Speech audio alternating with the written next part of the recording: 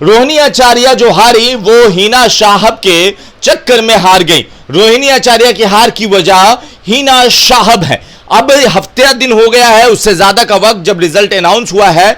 हम आपको एक एक करके बताएंगे कि रोहिणी आचार्य के हार के पीछे हिना साहब कैसे हैं। आप देख रहे हैं द इंटरव्यू इंडिया, मेरा नाम हमजा है। देखिए, रोहिणी आचार्य की लड़ाई सारण छपरा में थी राजीव प्रताप रूड़ी से। राजीव प्रताप रूड़ी को 4,71,800 कुछ वोट मिले और रोहिणी आचार्य को 4,58,000 कुछ वोट मिले। अब मार्जिन जो था वो 13,000 कुछ वोट का था। मार्जिन क्यों हम कह रहे हैं कि अगर हिना साहब को राजद ने टिकट दे दिया होता, हिना साहब को राजद ने मना लिया होता तो नहीं हारती रोहिणी आचार्य। देखिए, हम आपको बता दें कि जो सारण लोकसभा है, वो सिवान लोकसभा से कनेक्ट करता है। सारण लोकसभा का बॉर्डर सिवान लोकसभा शुरू करता है, मतलब दोनों एक दूसरे को टच करते हैं। और जितना सारण और सिवान में इन्फ्लुएंस है किनका, हिना साहब का। हिना साहब के जो समर्थक हैं, खासकर मुसलमान समर्थक,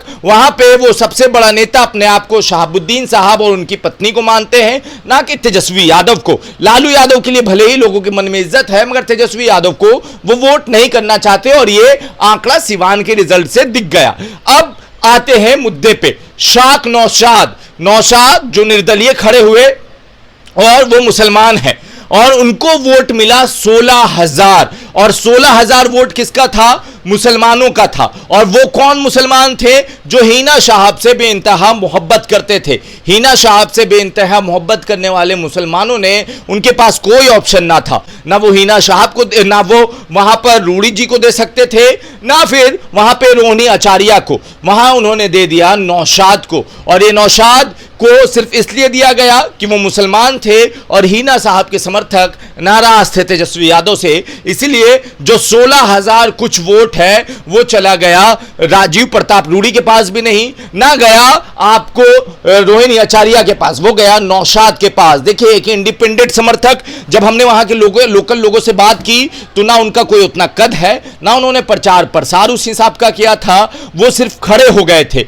और 16,000 वोट ही वहां पर खेला कर गया। क्योंकि वहां पे जो जीत हार हुआ है वो 13,100 समथिंग वोट से हुआ है और वहां पे 16,000 वोट आना राजीव प्रताप रूड़ी के लिए एक तरह से, शाक नौशाद को जो 16,000 वोट मिला उससे राजीव प्रताप रूड़ी की जीत सुनिश्चित हो गई। क्योंकि जहां पे 3 विधानसभा में रोहिणी आचार्य लीड की, वहीं 3 विधानसभा में राजीव प्रताप रूड़ी लीड किए और राजीव प्रताप रूड़ी लगभग हार जाते अगर ये टिकट हिना साहब को सिवान वाला टिकट मिल चुका होता।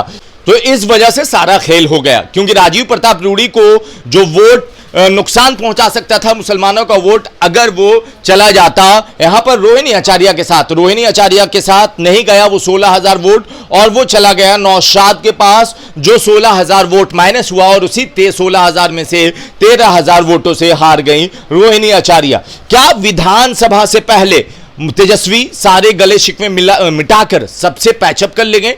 क्योंकि पप्पू यादव ने भी कहा है कि जो आप पुन्निया में मेरे साथ किए, इस वजह से ये हुआ कि आप वहां पर मधेपुरा हार गए, सुपौल हार गए, झंझारपुर हार गए, ये सारा सीट पे नुकसान तो हुआ है। वहां पे आप अररिया हार गए 20,000 से, उस पे भी हम एनालिसिस करेंगे, मगर हम आपको बताएंगे कैसे कम मार्जिन से कौन कौन सा सीट हारा गया और इसके वजह क्या था। बाकी आप अपनी राय नीचे कमेंट बॉक्स में लिखें। धन्यवाद।